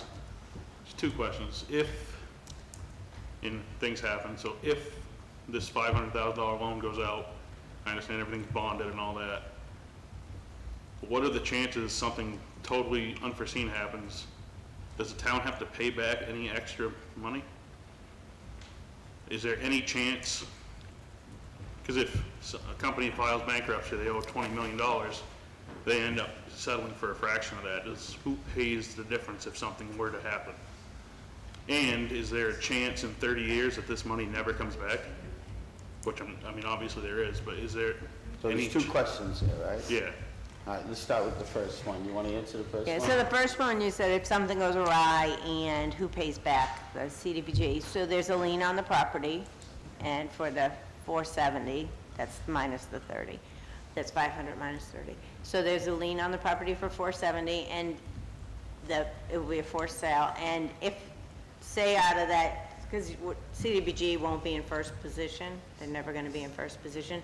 So say we're in second or third position and there's $25,000 left by the time it gets down to the CDBG lien, that's all it will take. The $25,000 that comes back goes to CDBG, and that's it. Nothing from tax dollars. So there's no chance the town could ever have to pay anything back? Not unless the town did something themselves, which the town's not going to do anything bad. So that's what the lien is, the security to protect the town and then to protect the CDBG funds. Okay. And then you said what happens in 30 years? Well, hopefully I'll be retired. It's supposed to come back, you know? But there's a chance the money never comes back. No, well, there's always a chance, but it's protected. That's why we have security for protection.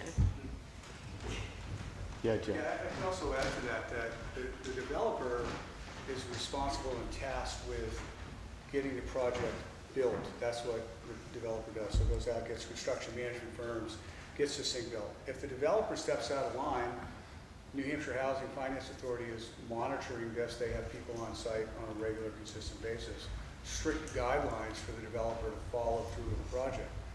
It's bonded, so if something happens, the project is finished. If the developer doesn't do what it's supposed to do, the developer is removed, but the money is there to build it. If the general partner doesn't do what the general partner is supposed to do throughout the perpetuity of the project from year 1 to year 15, the general partner is removed. There's a 300-page document called the limited partnership where everything is spelled out for all 15 years.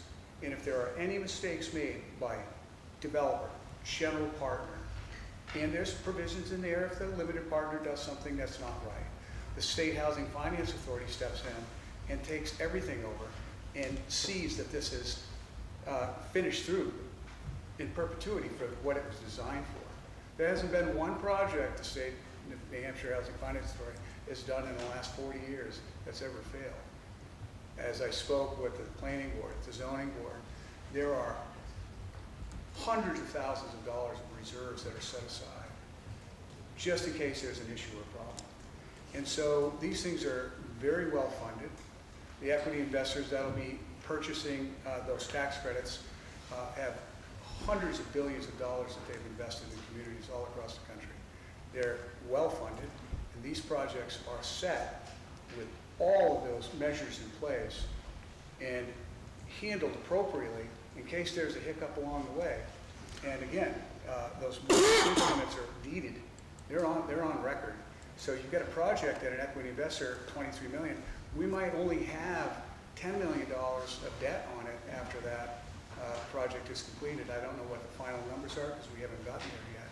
But that building is going to be worth a lot more than $10 million. So for safety's sake, on the other side, if there was a liquidation event, which has never happened in 40 years, and hundreds of projects, thousands of units, that project has got more equity than it will know what to do with. So the town is safe. they've got their money covered, and it'll be on record at the Registry of Deeds. Two quick ones, and I'll sit down. Just want to verify a couple things. One is, there is no interest paid on this money coming back, right? No. So we get $470,000 back in whatever the time period is. And the second one is, my understanding is that from Mr. Franks at the last meeting, that 100% of the occupants will have incomes below 60% of the median income in the area. I just want to verify that's true, and it's not the average income of the people in the facility are 60% or below the median. It's 100%. This is what he said last time. So I can speak to that. So HUD has recently come out with guidelines that will allow a term known as income averaging. And the reason for that, it goes up to as high as 60 to 65 or 70 or 80%, is because a lot of folks, unfortunately, they'll miss it by $3 or $4. Equity investors that are involved generally don't like income averaging because the margins are so tight that for every 70% unit you need to do, you got to do a 50% unit. So the vast majority of equity investors won't go for that. They don't allow it. It is allowed by HUD, so you could go up to 65% or 70%. But then on the other side of it, you've got to let in not 60% or below. You've got to let in, 45% AMI. So there is that option, but we haven't done it, and we have no plans for that.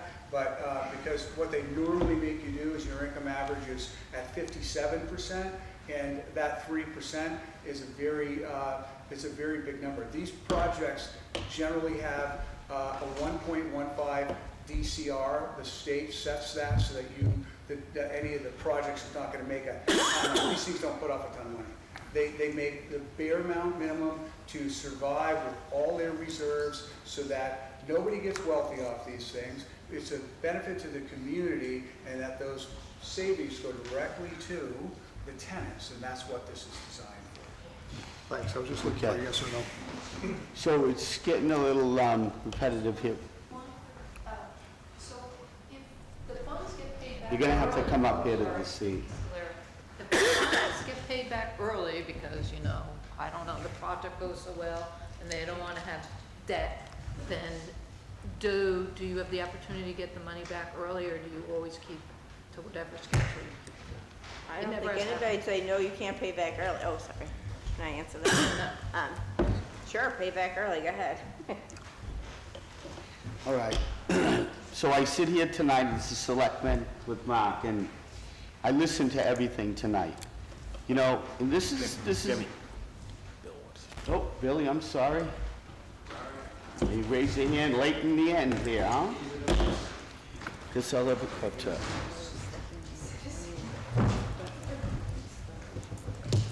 Bill Welker, Swanzey Center.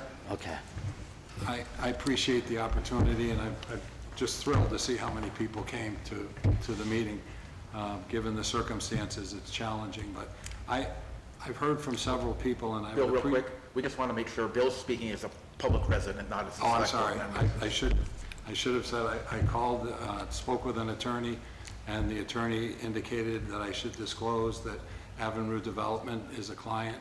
We do have a property in another community under agreement. I'm also a member of the Board of Selectmen. I haven't discussed the application with any of my colleagues. This would be my first time speaking to it. I have had conversations with Donna Lane. I have had conversations with Jack Franks, but not with the board. Totally impartial. My attorney indicated that I should indicate that I'm speaking as a resident, which of course I am. One of the questions that seems to be recurring, and maybe it's a misunderstanding on my part, I did not understand that this would be a lien to the town of Swanzey. My understanding was that these funds were funneled through the town of Swanzey or any community, and that the town is really only being asked to draft a letter of support and also to file the application. Can I clarify one thing? It's not a lien on the town, it's a lien on the site. I understand that. Okay. What my understanding was, it wasn't actually a loan then from the town of Swanzey, that the town of Swanzey is not loaning $500,000, that New Hampshire Housing, or I'm sorry, the Community Development Finance Authority would be allocating $500,000 through a community development block grant that would funnel through the town of Swanzey, but not be a loan from the town, from the taxpayers. And yet, I've heard from several people that why is Swanzey loaning money to a developer? It's a grant to the town, and the town loans the CDBG funds, not your taxpayer dollars, just the CDBG fund to the project. Correct, but I just want to make sure people understand it's not money that's literally coming from the town. It's more semantics. Is that fair? It's fair. I just want to touch on the comment with regard to vesting. There is a project in Swanzey. I was not involved with it. I was the broker that sold the land. It's Asher Construction at the corner of Safford Drive and Cheshire Fairgrounds, and they're fully vested through site work.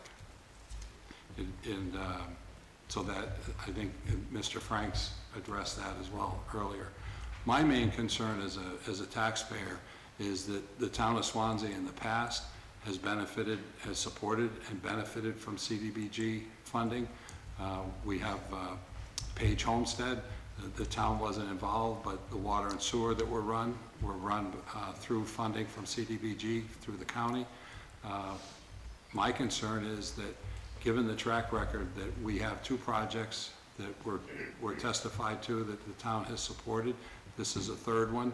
If this one is denied, what opportunity do we have in the future should another developer come in for another type of project and asking for the same support for CDBG? One of the challenges of being on a board, and I'll speak as a zoning board member for over 30 years, is having the opportunity to make decisions that may not always be popular, but are in the best interest of the town. And one of the comments that I've made to several people over the years that I encourage to join the zoning board or the planning board is that if you're in a public hearing or public meeting and you can follow your criteria and you can make a decision that's the right decision for the town. So it could be your decision is to vote no when everybody in the audience wants you to vote yes, or you can vote yes when everybody in the audience wants you to vote no. You'll be protected and the town will be protected. And that served us well for 30 years on the board. I'm reminded of a comment that was made by town's attorney back when this was presented to the zoning board, and the town's attorney made it clear to the zoning board, this is not a democracy. Follow your criteria, follow the questions, make the decision that's the right decision for Swanzey. I'm not telling you what to do, but your decision will have long-range implications for future development in town. Appreciate your time. Thank you.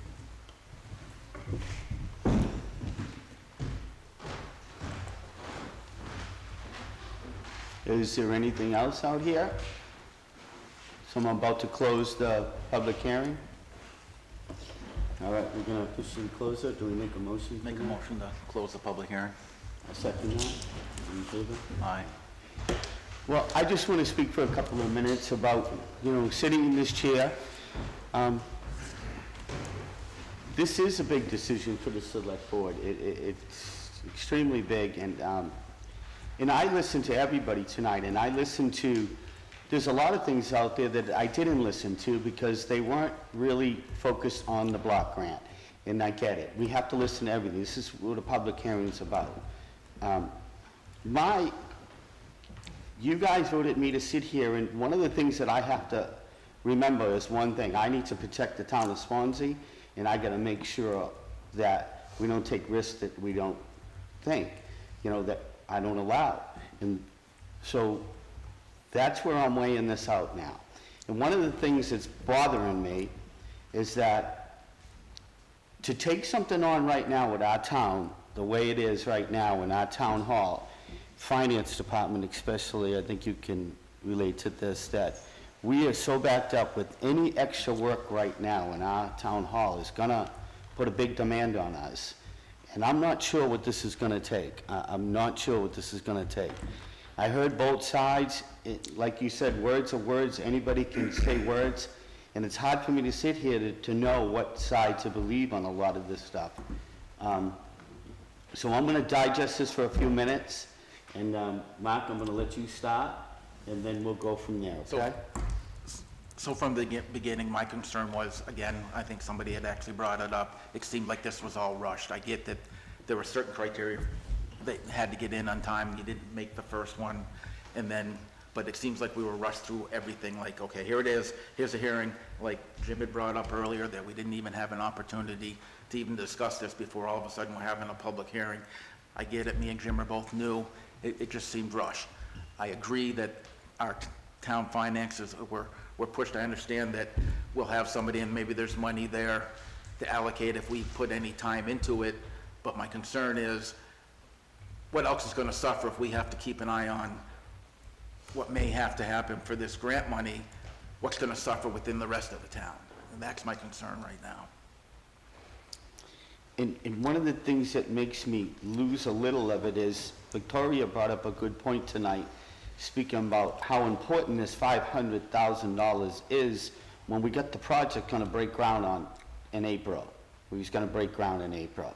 Like, this seems to be very important to the project, and I would think this would have been really taken care of before this, so.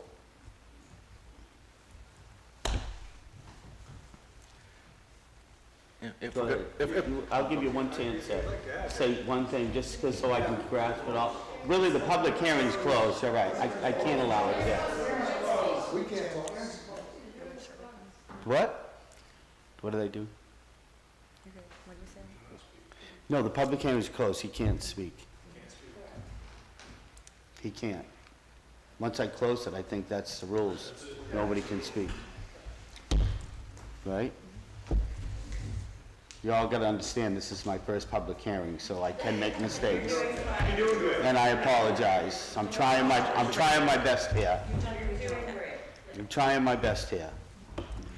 But I'm also trying to be honest, and you know, and I ran for selectman on the faith of I'm gonna protect the town, and I'm gonna think of what's best for the town. And you know, Bill brought up that point that this could affect us in the future. I'm not sure of that. I think the reasons behind mine that I'm doubting is how much the town hall could be hurting with it. I mean, we have a lot behind in the town hall that we have to catch up, and I'm afraid to put anything on the town right now, anything. So, Mark, how do you feel? My vote is no, not to accept the grant.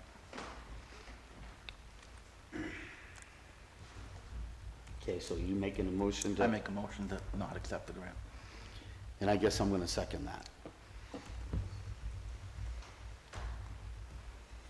That's it, right? I just wanted to make one statement. I've worked really hard for 7 years. No, it's okay, it's okay. Listen, I get an opportunity to speak, I'm just gonna speak. And I get it. Let's be civil, let's not get it out of hand. It's sad that you guys are all against affordable housing and against senior housing, but it's gonna get built, one way or the other. You should be ashamed of yourselves. You should be ashamed of yourselves. And I'm extremely disappointed in the board for not understanding how important this was to this project. 74 units of senior housing.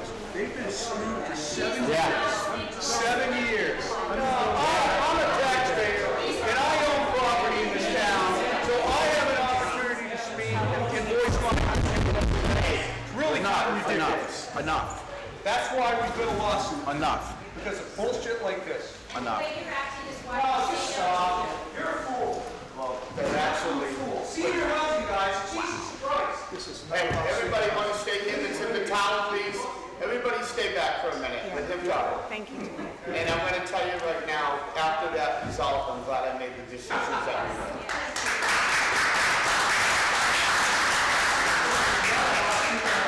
This is not about senior housing. No, it's honestly about what's good for the town and what's good for the town hall right now. And he's claiming that at the court, he's claiming that this whole project is pursuing the Whatever you want to do, if you want to Yeah. All right, are we gonna go back to the meeting? You guys, we're gonna wrap this up and then we're gonna go back into public. I mean, back We're in into, public right now, yeah. so if you want to, motion, are we adjourned? Why don't we take a 5-minute recess? Take a 5 minutes? Yeah. Take a 5 minutes. All right, guys, we're gonna take a 5-minute recess, but let's all bring it down. Let's not let that get out of hand, and let's just slow it down, okay?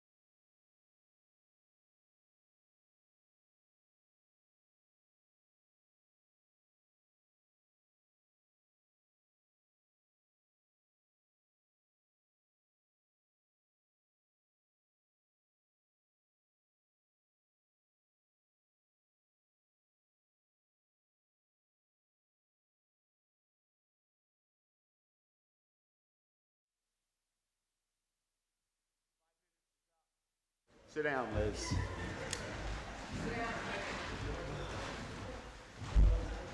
And then I'll turn it to Bill. Well, that was interesting. Bill, I just called it back into order, and I'm going to turn it back over to you. No. I don't even...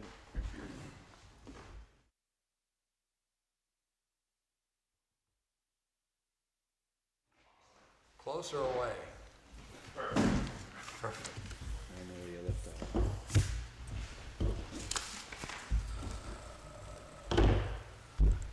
Okay. So now that everybody had that experience, this is our second shot at public input. Would anybody have anything does anyone have anything they'd like to say? Any suggestions? All right, I guess there are some people here still. So Wilson Pond, I wasn't going to do this, I was going to do it now, but, and you and I just had a brief conversation. So the major concern is around the vegetation. And as I just suggested to you, it'd be nice if a select board member or members together or individually came out and saw the pond, probably late May, early June, when it's absolutely gorgeous. The water is as clear as can be, and the vegetation is well below the surface.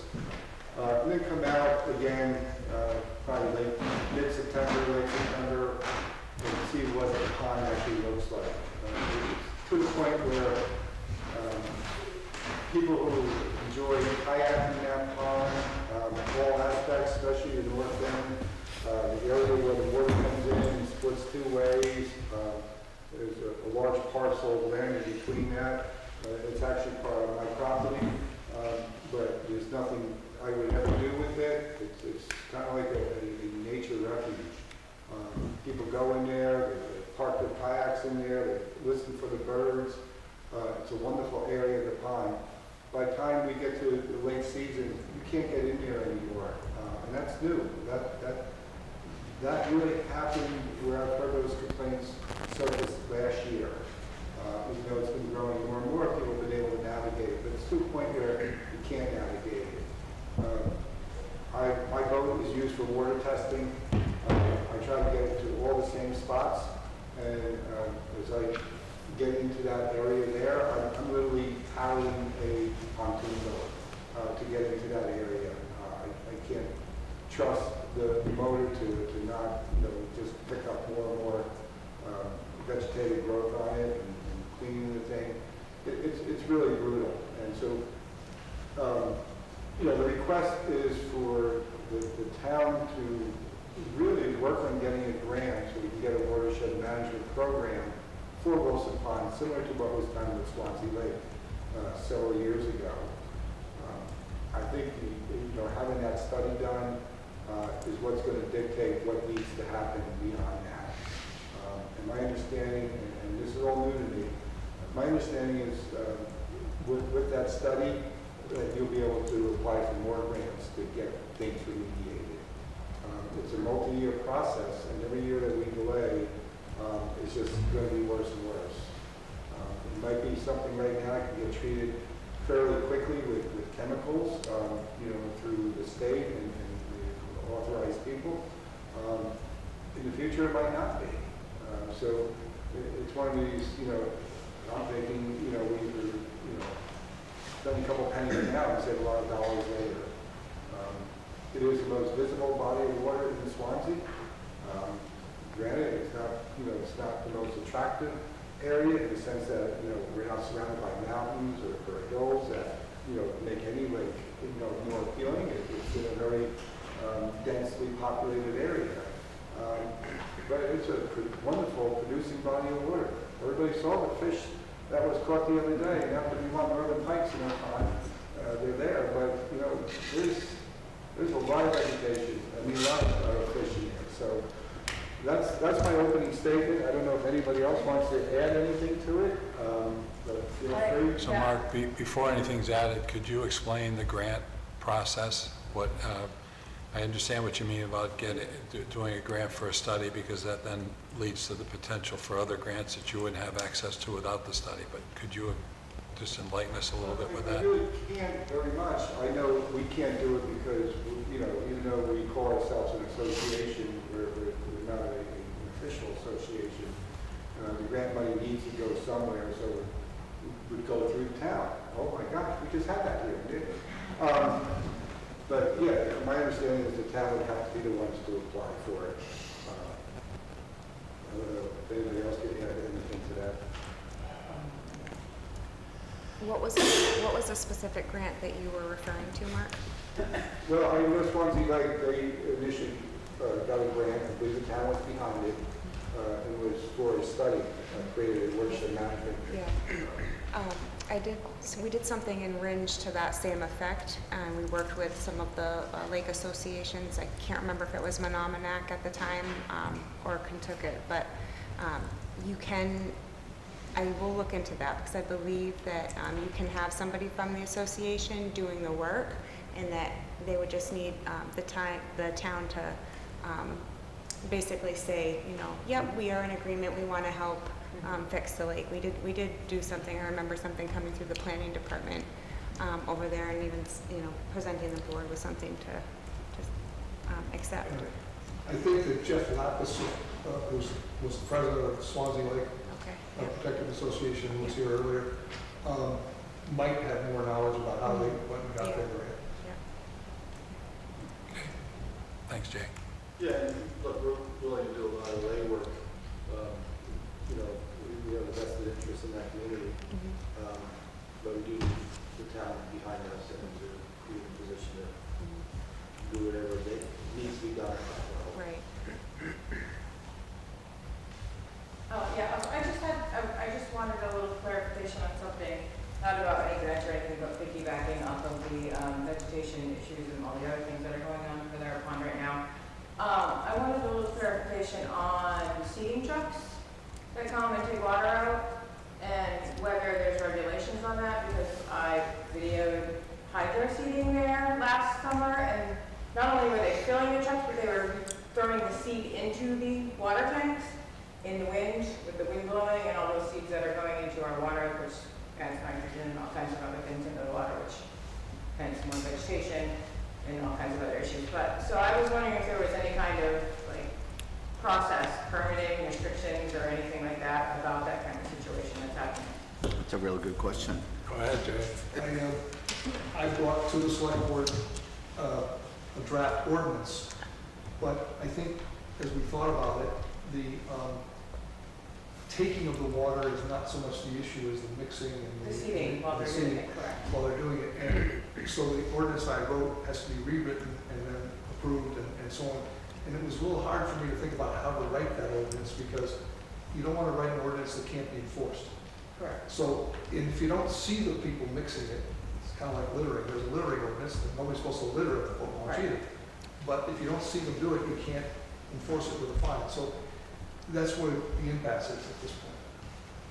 I mean, I'm more than willing to go back and try to crack. Well, if you see it. the truck and you walk up to it, they'll go away. Well, I walked up to one who was drawing the water from it. It wasn't a hydro seeder, it was. And I found out it was the state getting water to clean the bridges. Yeah, I don't have a problem with people taking the water. So it was the state water anyway, the state owns the ponds. Right. They were taking their own water. And so sometimes there are people there who are doing that, and other times there are people who are commercial enterprises. And I've talked to some people who for years have taken water out of there for hydro seeding and so on.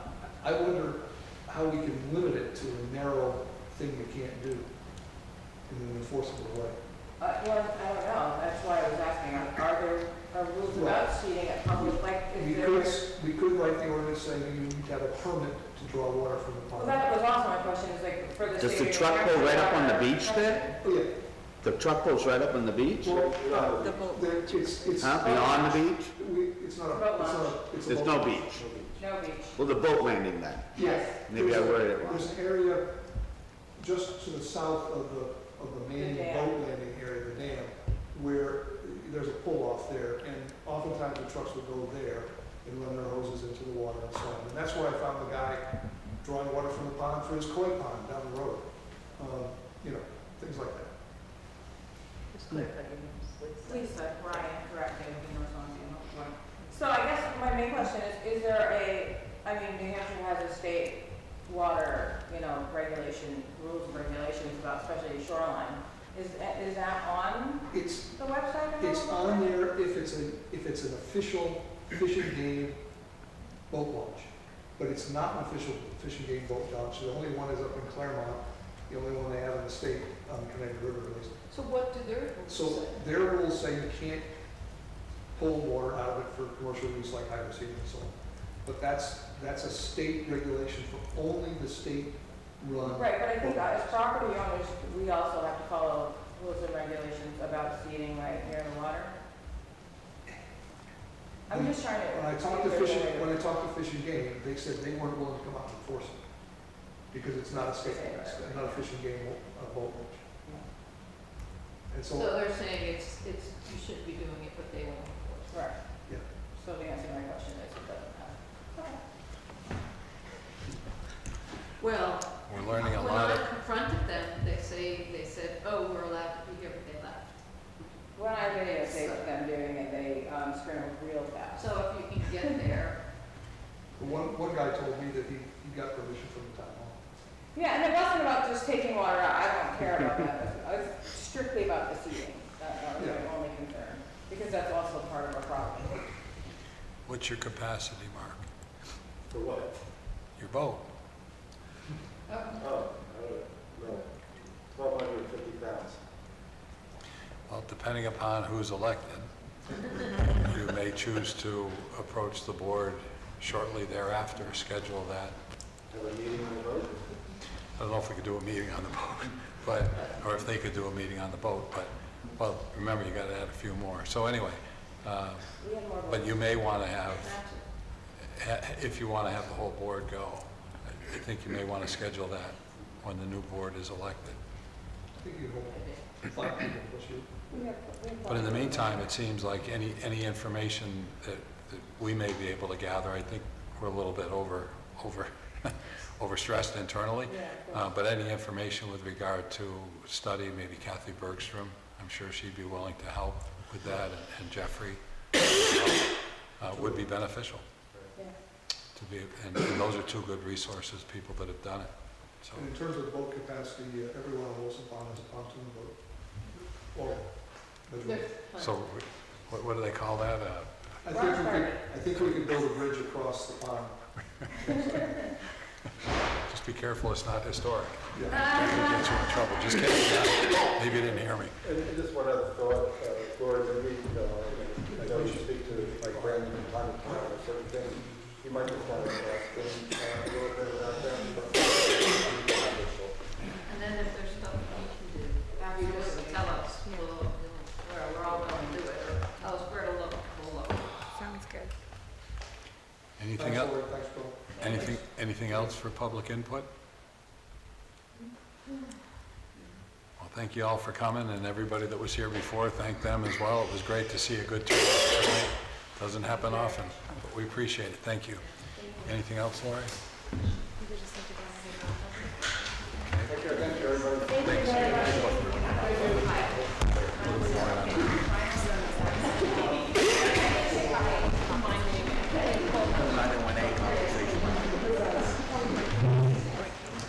Second.